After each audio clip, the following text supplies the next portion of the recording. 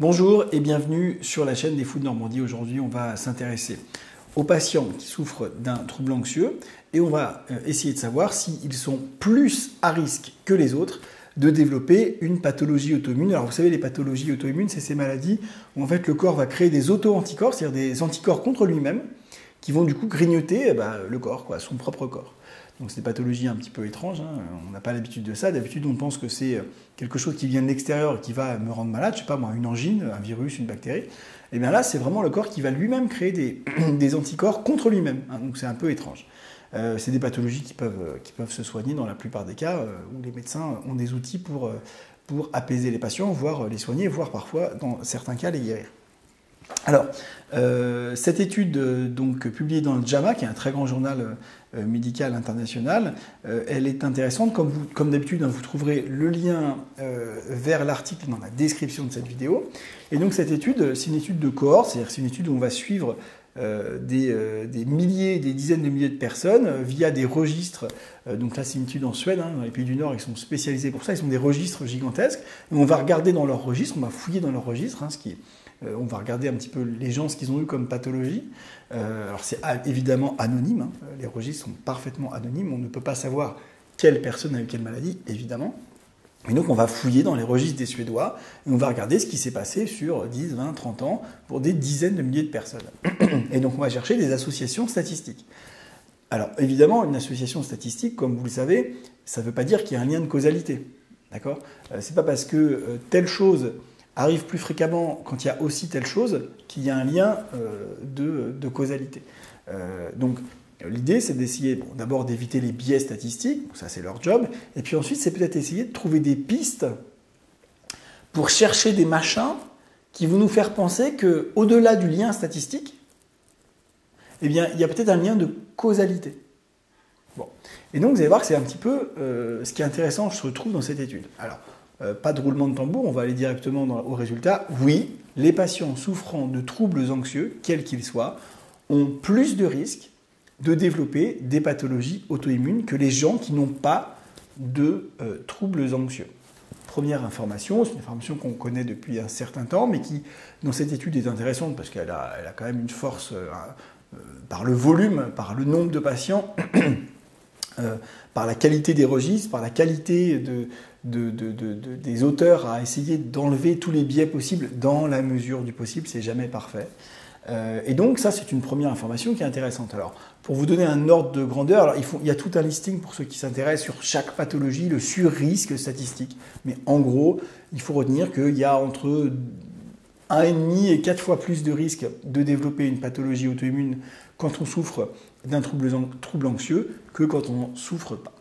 Première information. Et alors la deuxième information, et c'est ça qui est intéressant, c'est qu'ils ont essayé de bidouiller un petit peu les chiffres, ils ont essayé de regarder un petit peu, de tester des machins, et ils se sont dit, tiens, si on regardait donc les gens, par exemple, qui ont un état de stress post-traumatique, vous savez, l'état de stress post-traumatique, c'est un trouble psychique qui fait partie de la famille des troubles anxieux, bien sûr, qui en fait présente des symptômes anxieux classiques, mais avec des petits symptômes particuliers, notamment une reviviscence, c'est-à-dire je revis des scènes traumatiques et des cauchemars de la scène traumatique qui sont très envahissants pour le patient. Donc ça, c'est suite à l'exposition à un sentiment ou une peur de mort imminente pour soi-même ou pour quelqu'un d'autre, être exposé à quelque chose en gros de terrifiant, de traumatisant. Donc ça peut être le truc que vous imaginez facilement, type attaque terroriste, guerre, je ne sais quoi, mais ça peut aussi être un truc que vous allez peut-être juger ridicule et vous aurez tort. Et vous aurez tort. Par exemple, j'apprends la mort de mon chanteur préféré comme ça, sans être préparé à la télé, voilà, et je suis absolument fan de cette personne, c'est toute ma vie pour moi, je ne vis que pour elle, et j'apprends sa mort, et bien ça peut être un traumatisme générateur d'un état de stress post-traumatique authentique, où la personne va revivre cette scène où il va apprendre la mort de Johnny, Michael Jackson, qui vous voulez, voilà, peu importe, Mouche Diouf est décédé aussi, etc., etc., et donc générer du coup ce traumatisme, un état de stress post-traumatique avec les symptômes que je vous ai donnés. Et donc, excusez cette petite digression sur qu'est-ce qu'un état de stress post-traumatique, les gens qui ont un état de stress post-traumatique, on va essayer de regarder si par exemple S'ils prennent un antidépresseur dans l'année qui suit l'état de stress post-traumatique, est-ce qu'ils vont avoir moins de risques que ceux qui ont un état de stress post-traumatique mais qui ne prennent pas d'antidépresseur de développer une pathologie auto-immune? Eh bien ouais. Eh bien ouais. C'est-à-dire que si vous prenez un antidépresseur, un inhibiteur de la recapture de la sérotonine, dans les suites rapides d'un état de stress post-traumatique, eh bien vous avez moins de risques de développer une pathologie auto-immune que si vous n'avez pas pris l'antidépresseur. Quand même pas mal, hein? Et vous diminuez le risque d'en développer une par 3, environ. Pas mal quand même, non? C'est intéressant. Et ce qui est intéressant là-dedans, c'est que vous comprenez bien que même si on ne prouve rien à ce stade, on est en train de lever un lien, voilà, on est en train de lever un lien.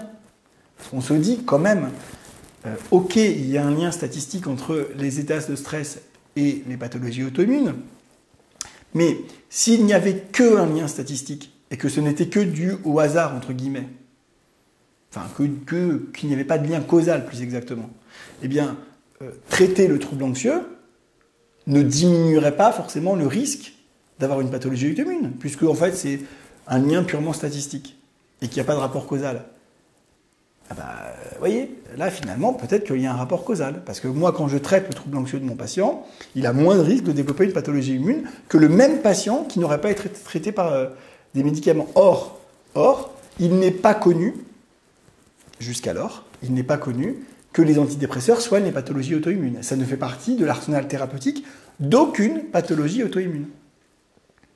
Donc on ne peut pas dire « Ah bah oui, mais l'antidépresseur, ça soigne les pathologies auto-immunes et c'est pour ça que les gens qui en ont quand ils ont un état de stress post-traumatique ont moins de pathologies auto-immunes. » Non, ça ne marche pas, cette hypothèse. Peut-être qu'un jour on le découvrira, mais pour l'instant, ce n'est pas le cas. Donc, cette étude, elle est vraiment intéressante, je trouve, pour ce point précis. Ok, il y a un lien statistique entre trouble anxieux et auto-immune, mais quand on soigne le trouble anxieux, en tout cas quand on soigne le PTSD rapidement, par un antidépresseur, eh bien on va diminuer ce surrisque. Voilà, j'espère que ça vous a intéressé autant que moi ça m'a intéressé. Et puis, si c'est le cas, un pouce bleu. Un pouce bleu, pourquoi vous ne le faites pas? Faites-le, là, vous avez le temps, là. Mettez un pouce bleu, s'il vous plaît. Hein, l'abonnement à la chaîne, faites-le tout de suite, c'est juste en dessous, là, vous cliquez. Hein, l'abonnement à la chaîne. La petite cloche pour bien être notifié des nouvelles vidéos. Et puis un petit commentaire sympathique, ça nous fera très plaisir. Voilà, écoutez, à très bientôt. Bye.